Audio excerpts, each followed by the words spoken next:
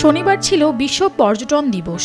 এ উপলক্ষে টেকসই উন্নয়নে পর্যটন প্রতিপাদ্যকে সামনে রেখে তেঁতুলিয়াকে পর্যটন নগরী ঘোষণার দাবিতে অনুষ্ঠিত হলো বর্ণাঢ্য শোভাযাত্রা ও আলোচনা সভা। নর্থ বাংলা ট্রাভেল অ্যান্ড ট্যুরিজমের আয়োজনে ও উপজেলা প্রশাসনের সহযোগিতায় এ কর্মসূচি পালিত হয়। শোভাযাত্রাটি তেঁতুলিয়া থেকে বের হয়ে তেঁতুলিয়া চৌরাস্তা বাজারসহ বিভিন্ন সড়ক প্রদক্ষিণ করে এক সংক্ষিপ্ত সভার আয়োজন করে।